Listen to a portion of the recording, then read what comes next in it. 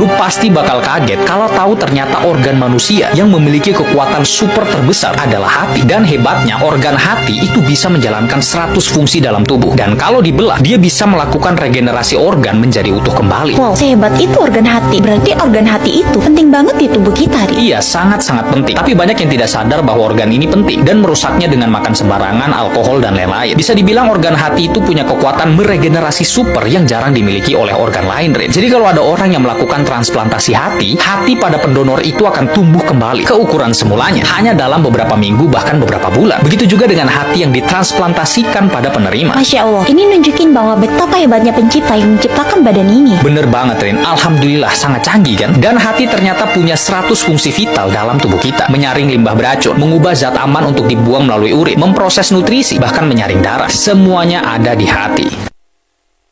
Jadi memang masyarakat perlu tahu bahwa di internet itu menawarkan penjualan organ misalnya di luar negeri. Perlu tahu bahwa organ itu untuk bisa dipakai syaratnya banyak. Satu, harus cocok antara yang dijual dengan yang mau beli. Satu, itu pemeriksaannya tidak sederhana, kompleks. Tidak bisa organ yang udah dikeluarin tiba-tiba dipakai, nggak bisa. Jadi yang namanya penjualan organ, kalau misalnya saya mau menjual organ ke negara tertentu, maka saya harus datang ke negara tertentu, diperiksa dulu labnya. Begitu ada orang yang cocok, maka saya harus diambil ginjalnya atau organ apapun di kamar operasi dan dalam waktu yang bersamaan ditransplantasikan ke orang lain. Tidak akan pernah terjadi organnya diambil di tempat bukan rumah sakit dan dikerjakan di hari yang berbeda, karena setiap organ itu mempunyai waktu yang sangat pendek. Contoh, ginjal itu paling lama 6 jam sejak dikeluarkan harus dipakai dan harus dulu memenuhi syarat cocok. Jadi tidak bisa